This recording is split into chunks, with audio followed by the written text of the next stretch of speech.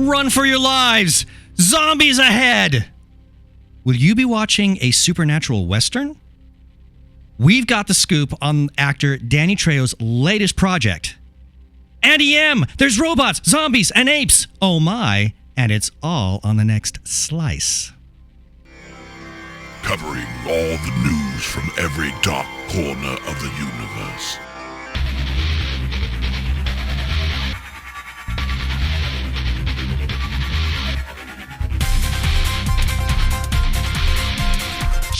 SliceofSciFi.com.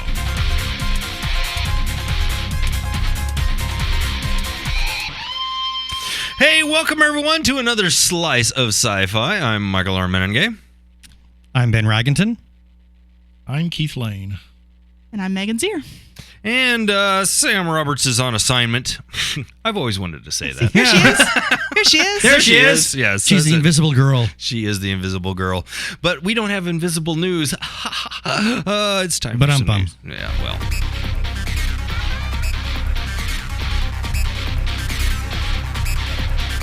Your news team is next. Alrighty.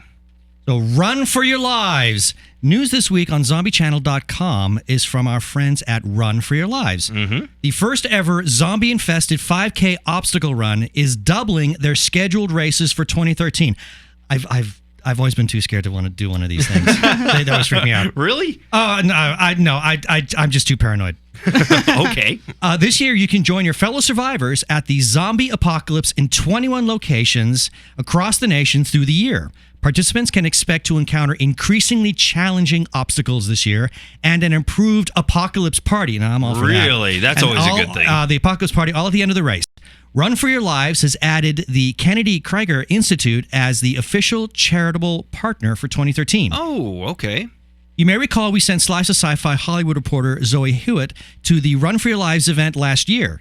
Here's some highlights from her Undead Day of athletic prowess. Guys, I'm Zoe Hewitt, and once again, Slice of Sci-Fi is in the coolest place ever. We are at the Zombie Run for Your Life!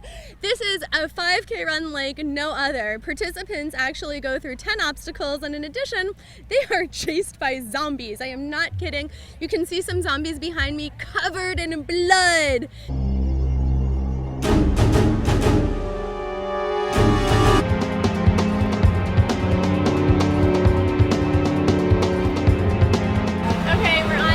To last step, I am going to get bloody, and then they're going to spray me down with blood and mud. Let's go.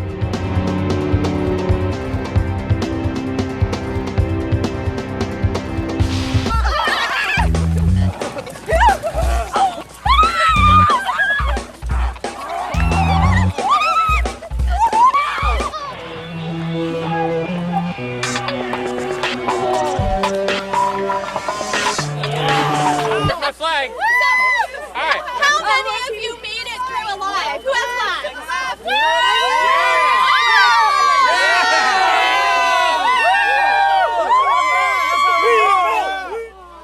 Woohoo! We made it to the end of the zombie ride.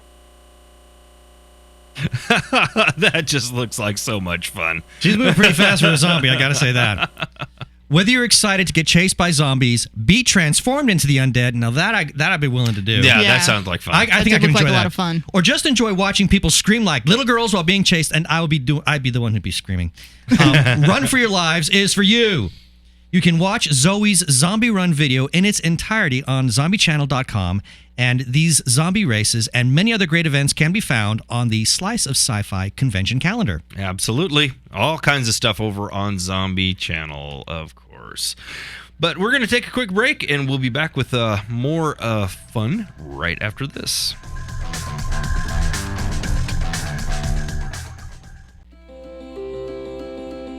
A refrigerator has never been hacked. An online virus has never attacked a corkboard. Give your customers the added feeling of security a printed statement or receipt provides. With mail. It's good for your business, and even better for your customers. For safe and secure ways to stay connected, visit usps.com/mail.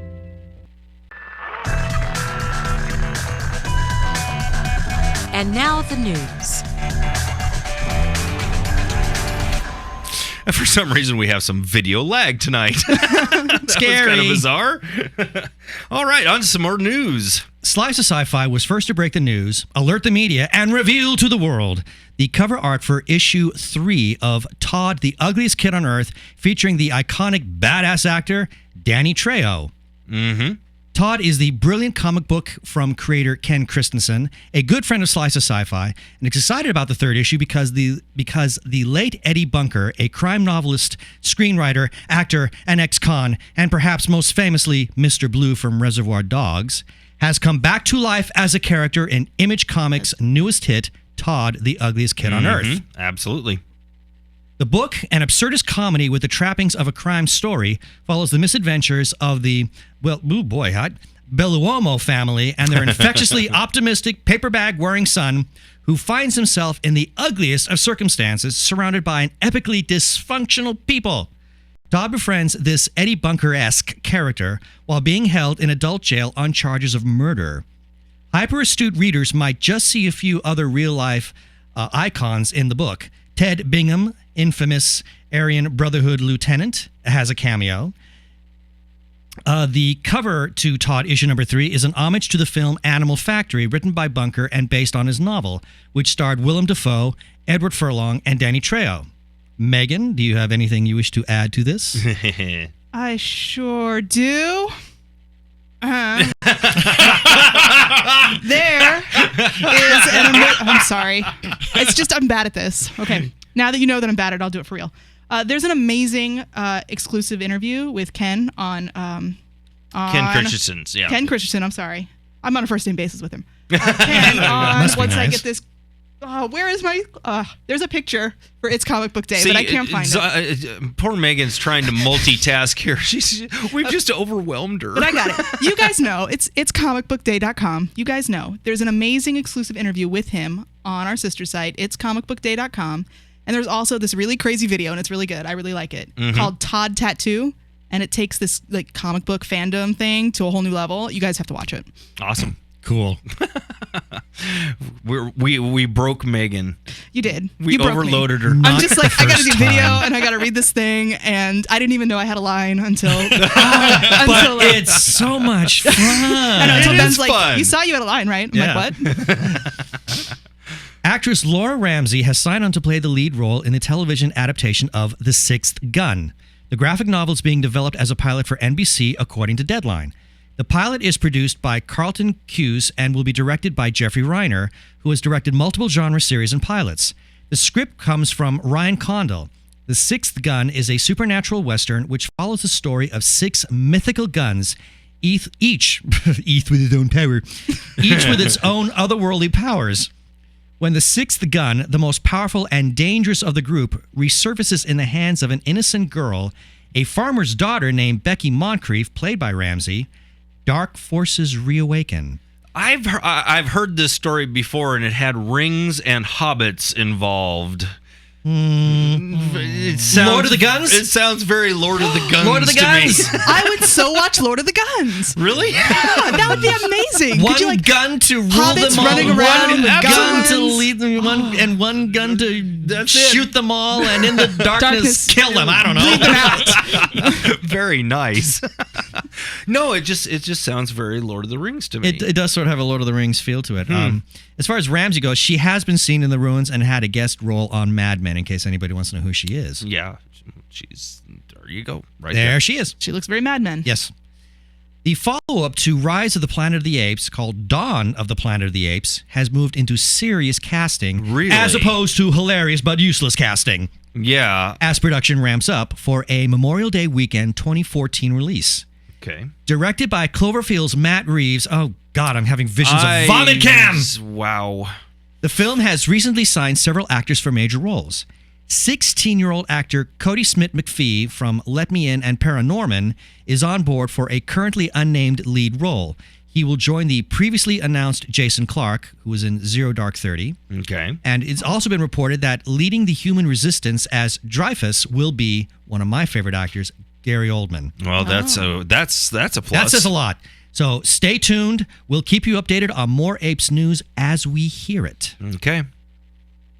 Yeah, I don't know. Do we need another one, really? I don't know. Well, the last one was very popular. I know. So they see a franchise. That's all that matters. Yeah, it's money. Yeah.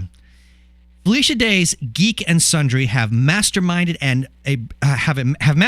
and brilliant geek-centric promotion called International Tabletop Day. You've probably heard us talk about it. I think we've heard this. We've heard a little bit about this. As we reported last week, that's how you've heard about it.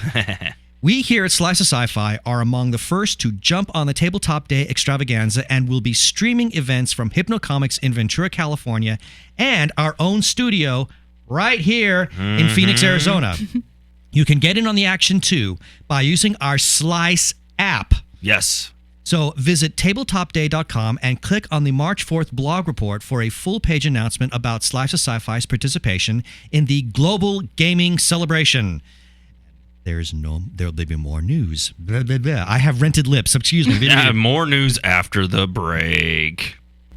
Hey Slicers, it's Jeffrey Willith, your executive producer of Slice of Sci-Fi, and I'm here with George Chase at Hypnocomics and Games in Ventura, California. And we are here to talk about International Tabletop Game Day. All around the globe, people are going to be coming together on one day, March 30th, 2013, to play games. Yeah, board games, miniature games, card games, you name it, anything that is unplugged, we're going to be doing it. And we're going to be doing it right here at Hypnocomics, Ventura, California, That's right. on that day. And we're going to be streaming it live on Slice of Sci-Fi. We're doing this all in conjunction with our great friends over at Geek and Sundry. They've got a program they're making available to you as an official retailer. Yeah. And we're going to be an official podcast. What are we going to get to do here? We're going to be demoing all sorts of fun stuff all day long. We'll be doing Pandemic, Mermies, Mice and Mystics, other stuff that you haven't tried. It's a great opportunity to come down and get some free swag, meet some game creators, but we can lock them in. And it'll be just be like a day of total social fun. It's going to be outrageous. It's also going to be part of a bigger picture all around the globe. We're going to have more details for you in just a few days, so stay tuned. Yes, check back here on Slice of Sci-Fi. SliceofSci-Fi.com.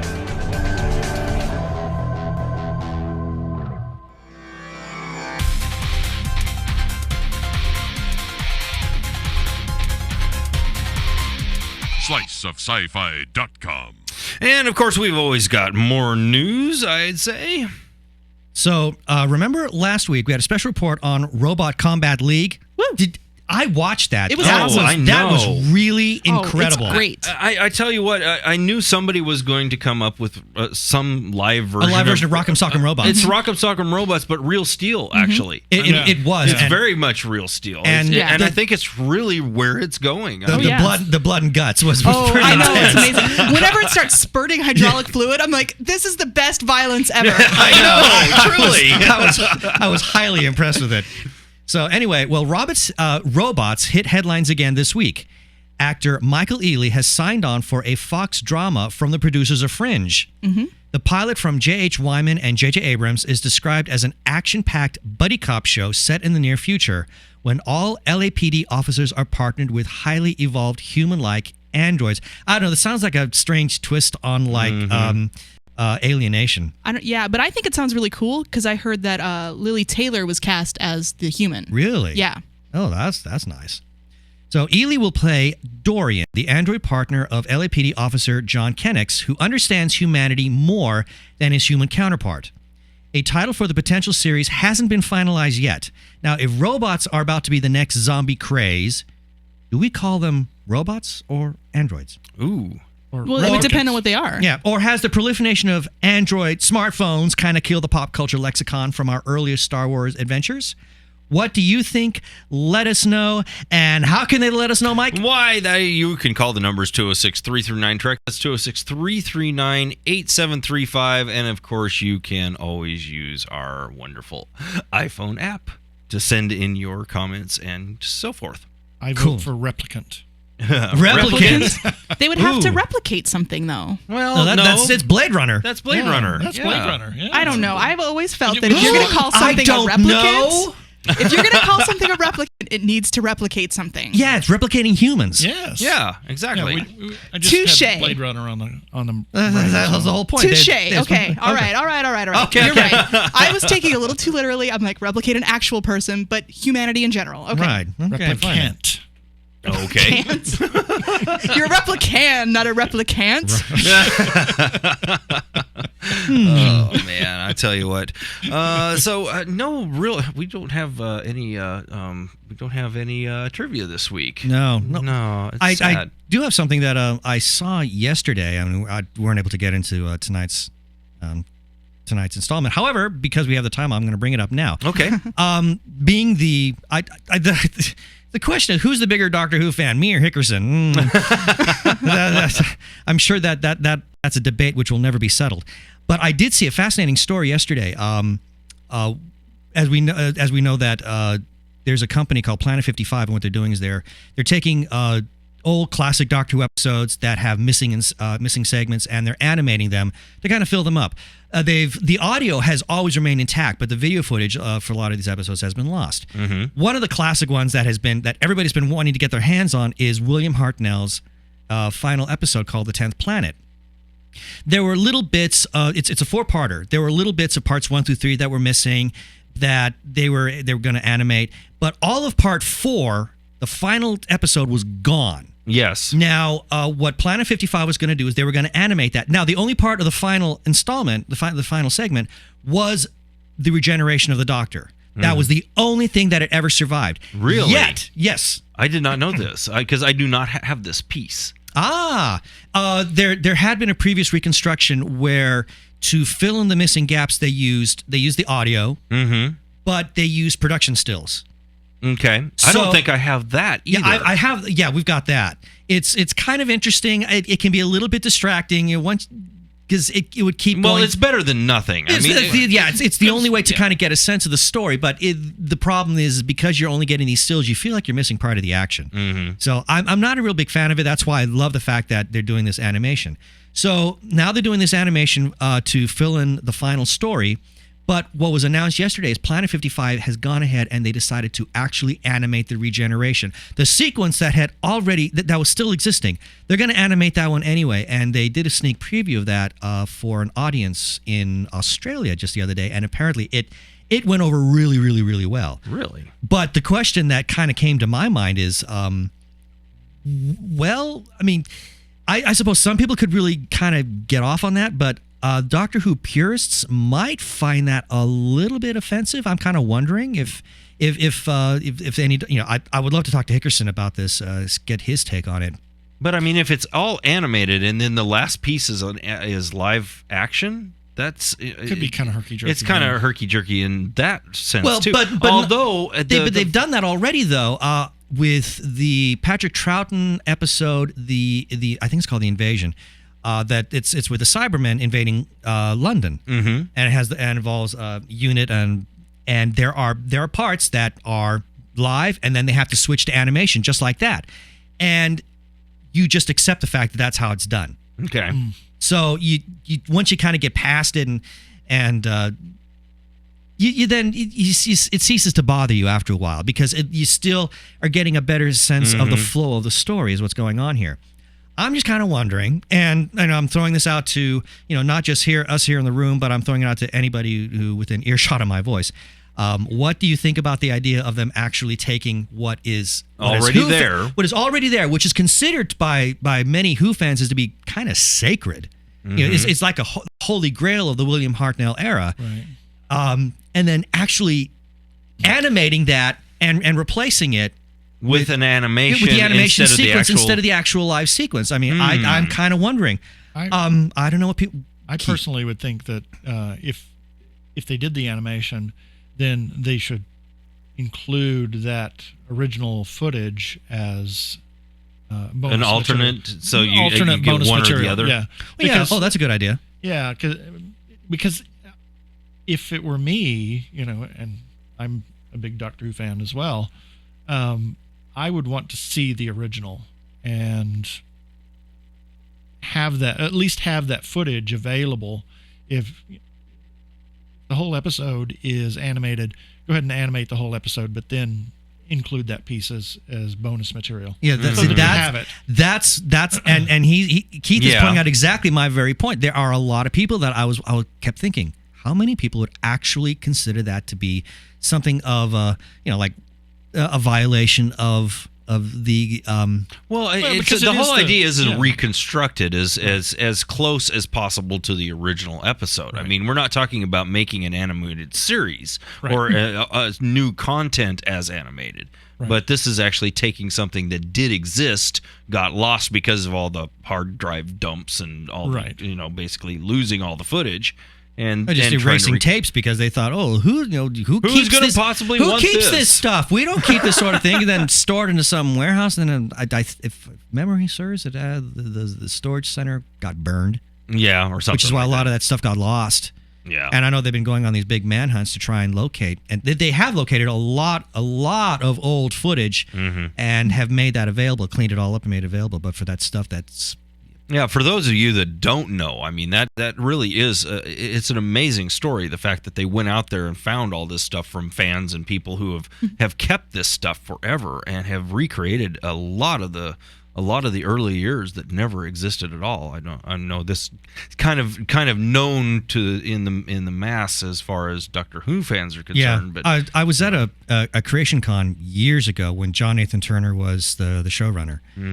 And I think this was during the Peter Davison era. And he said that as soon as the con was over, he had to fly out to Australia because a report had gotten back to him that someone had unearthed the third installment of the Hartnell episode, The Celestial Toymaker. And he announces that to the crowd. And the Celestial Toymaker, if I'm correct, in its entirety doesn't exist. And yet here he was going to find what would be part 3, and the entire room was just abuzz. Sad thing is it's actually not that great a story anyway. But the idea of being able to find these classic stuff, and now I think it all started with Big Finish when they tried to reanimate parts of the Tom Baker episode Shada. I think that's when somebody thought, there might be something to it. We can't find these missing episodes. Maybe we can animate them instead. Which I think is a great idea. But again, if you've got the footage already, why dump it in favor of the animation? Let's throw it out there. If you have an opinion on this, definitely call our line. 206-339-TREK. That's 206-339-8735. I think we're going to take a geek moment and come back and finish things up here. Aloha, Slicers. This is Stephanie from Oahu with your Geek Moment of the Week. The first I'd ever heard of a zombie walk was on an episode of Castle. I thought it was a really neat plot device and enjoyed the show immensely. Later, I found out it was actually a case of TV imitating reality, pondered the thought a bit, and then passed it off as simply one of those quirky things I'd never hear about again. I never expected one to appear right there on my Facebook page in full-color graphics. Now I have quite a few friends who live in and around Sydney, and they post some of the most off-the-wall pictures I've ever seen. But when one of those friends posted shots of her son before and after his zombie walk, I had to take a moment to check my weird meter. Yes, my friend's son did dress up with the full intention of wandering a select part of the city in anticipation of either being eaten by or becoming a zombie. Well, for the night at least. I'm honestly not sure which side of the equation he came out on, because from the pictures, it could have gone either way. And truthfully, I was too scared to ask. Who needs crazy cat neighbors and caffeined-up psycho co-workers to spice up life anymore? I've got a Facebook account. I get all my weird from there just fine. And that's been your Geek Moment of the Week. That is truly awesome. That's disturbing. You get lots of weird on Facebook. Yeah. You get a lot of weird, but the idea of the kid involved in the zombie walk. I mean, dude, wow. I would so put my niece in a zombie walk. Oh, she would love it. Oh my god, most kids would. I mean, it's Halloween all year long. Yeah, I suppose. Oh my Maybe gosh. it's because I don't know. My first experience with zombies was Night of the Living Dead, and as a little kid, that just scared me to death. Kids are desensitized by their Resident Evils. Honestly, we really need need to revive that conversation. We had this on the show long time ago about how zombies started out as monsters and not being and something that nobody wanted to emulate. Exactly. Now all of a sudden they become really they're cool. chic. They're chic. They're cool. Everybody wants to be a zombie. Suddenly We've got there's all these- zombie romantic comedies. Exactly. Well, there are rom-com. warm bodies. Warm bodies, Absolutely. yeah. and Shaun of the Dead. Shaun Shaun of the Dead. Oh, good Who was God. first? I mean, there's so many. It has just moved so much out of the horror genre and into all these other genres, and it's still zombies. Yeah, well, And next it'll be robots. Well, all you got to do is like we saw with Zoe. I mean, she wanted to be made up as a zombie. I mean, I thought if I wanted to be involved in some sort of a zombie walk like that, I'd like to be the zombie. I think that could be a lot of fun. I agree. But, that's why zombiechannel.com exists, folks. Go to the Zombie Channel. And that's going to do it for this show. We'll be back in another day. Talk to you soon.